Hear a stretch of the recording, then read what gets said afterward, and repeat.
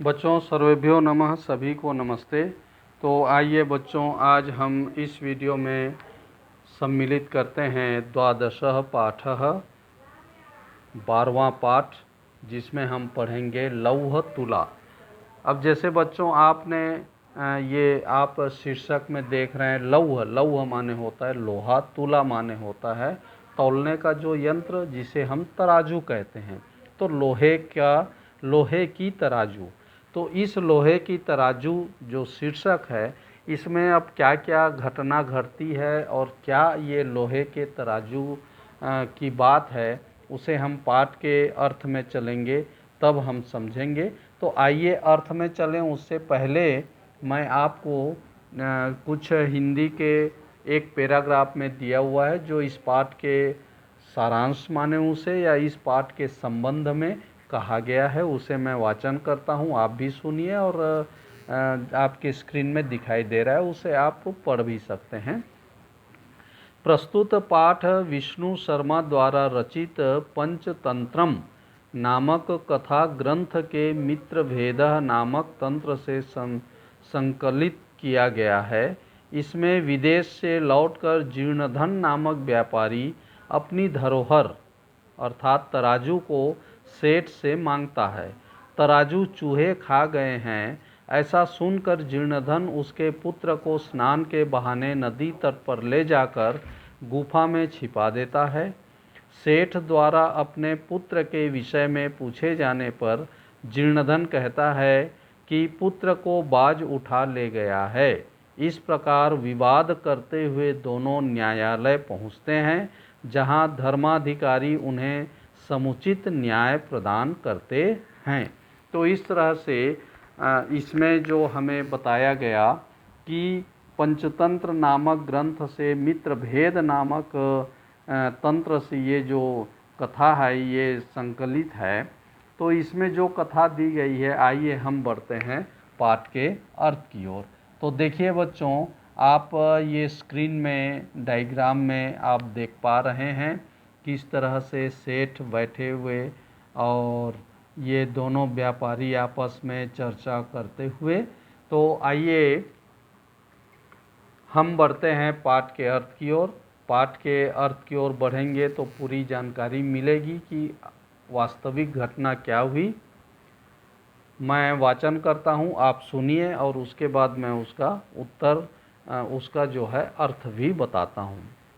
आसीत् कस्मिंश्चित् अधिष्ठाने जीर्णधनो नाम वणिक्पुत्रः सह च विभवक्षयात् देशान्तरं गन्तुम् इच्छन् व्यचिन्तयत्। तस्य च गृहे लौहघटिका पूर्वपुरुषोपार्जिता तुला आसीत्। तां च कस्यचित् श्रेष्ठिनो गृहे निक्षेपभूतां कृत्वा देशान्तरं प्रस्थितः। ततः सुचिरं कालं देशान्तरं यथेच्छया भ्रान्त्वा पुनः स्वपुरमागत्य तं श्रेष्ठिनम् उवाच, भो श्रेष्ठिन् दीयतां मे सा निक्षेप तुला। तो इस तरह से बच्चों ये पहले पैराग्राफ में बताया जा रहा है, इसका अनुवाद हिंदी में अर्थ मैं आपको सुनाता हूँ। किसी स्थान पर एक जीर्णधन नामक व्यापारी का पुत्र रहता था। वह धन के अभाव के कारण देश से बाहर जाने के लिए सोच रहा था। उसके घर में पहले से ही पूर्वजों का इकट्ठा किया हुआ लोहे से बना हुआ एक तराजू था।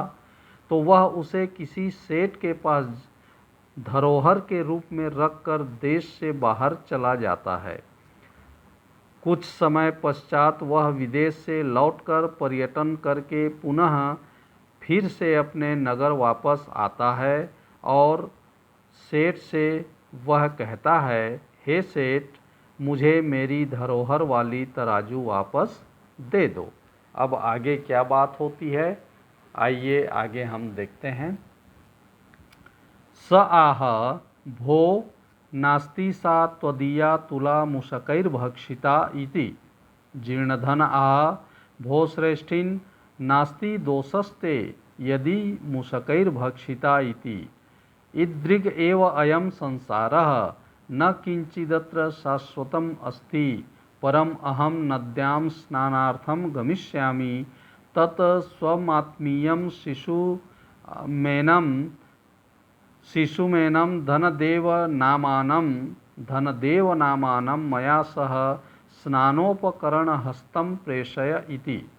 सह श्रेष्ठी स्वपुत्रम् उवाच वत्स पितृभ्योऽयं तव स्नानार्थं यास्यति तद्गम्यताम् अनेन सार्धम् इति।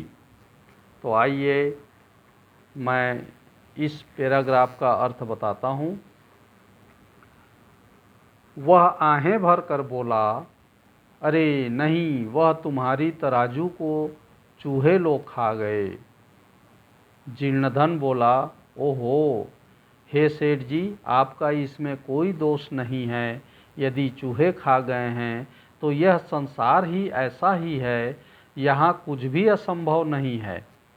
परंतु मैं नदी स्नान के लिए जाना चाहता हूँ, तो तुम अपने पुत्र धनदेव को मेरे साथ स्नान की सामग्री को पकड़ने के लिए भेज दो।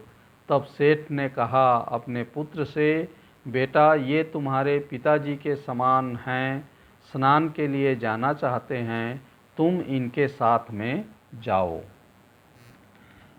तो इस तरह बच्चों हमने इस वीडियो में लव व तुला के इतने ही पैराग्राफ को इसमें हम सम्मिलित कर रहे हैं और शेष भाग को हम अगले वीडियो में सम्मिलित करेंगे। तो बच्चों हम नए नए वीडियो आपके इस चैनल के माध्यम से आप तक हम पहुंचाते हैं, तो हमारे चैनल को आप लाइक करें, सब्सक्राइब करें, शेयर करें और इसी तरह नए नए वीडियो प्राप्त करने के लिए बेल आइकन को ज़रूर दबाएं। धन्यवाद।